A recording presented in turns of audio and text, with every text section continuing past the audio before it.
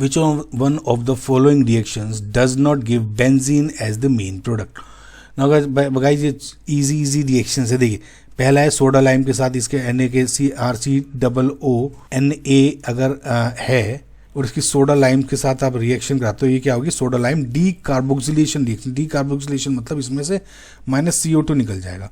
तो देखिए ये चार्ज यहाँ रीअरेंज होगा, ये ऐसे हो जाता है कुछ, तो यहाँ पे R नेगेटिव प्लस CO2 और सिस्टम में से H पॉजिटिव लेके RH कुल मिला के क्या बन जाता है कि जो RCOO नेगेटिव है ना, ये पार्ट तो बन जाता है CO2 में, और ये पार्ट एक H लेके अपना RH बन जाता है एल्केन. ठीक है, तो सेम इस केस में भी होगा. इसमें अगर आप देखोगे तो सोडा लाइम डीकार्बोक्सिलेशन में ये बेंजीन दी हुई है, इस पार्ट का तो बन जाएगा CO2, डीकार्बोक्सिलेशन रिएक्शन में -CO2 होगा, और इस पार्ट का बन जाएगा एल्केन टाइप का, यानी बेंजीन बन जाएगा इस केस में, क्योंकि बेंजीन.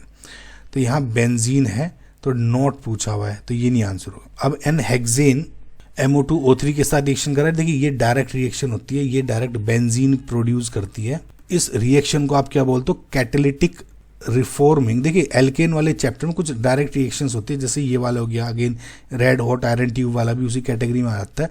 तो जिसको क्या बोलते हैं? कैटेलिटिक रिफॉर्मिंग या एरोमेटाइजेशन.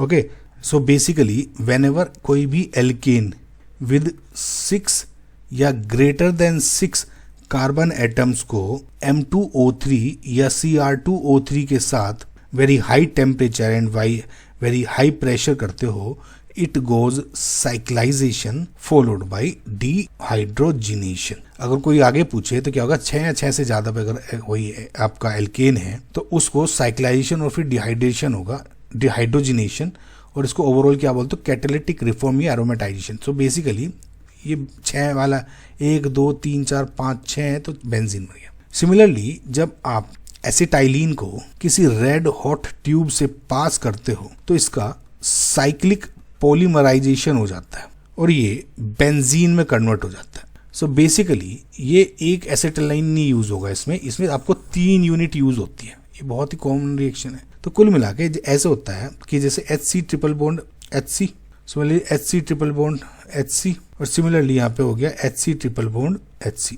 तब ये इस तरह से होता है, और एक यहाँ पे एक यहाँ पे एक यहाँ पे ऐसे रेंज होके तो देखोगे तो C double bond C single bond C, देखो यहाँ डबल बॉन्ड ट्रिपल बॉन्ड का डबल बॉन्ड रह गया, यहाँ सिंगल बॉन्ड बन गया, इनके बीच में डबल बॉन्ड रह गया तो यहाँ सिंगल, इसके बीच में सिंगल, तो यहाँ डबल बॉन्ड, यहाँ सिंगल, है ना. 1 2 3 4 5 6 हो गया ना.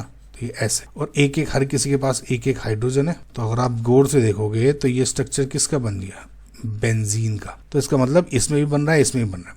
Finally 4th option. अब ये क्या बन रहा है? Benzene diazonium chloride. ठीक है, अब बेंजीन डाइअजोनियम क्लोराइड का मैं ऑलरेडी आपको आविष् केमिस्ट्री में ट्रिक बता चुका हूँ. इसमें क्या होगा? देखिए कुल मिला के जैसे न्यूक्लियोफाइल है ना, बहुत अच्छा लिविंग ग्रुप होता है.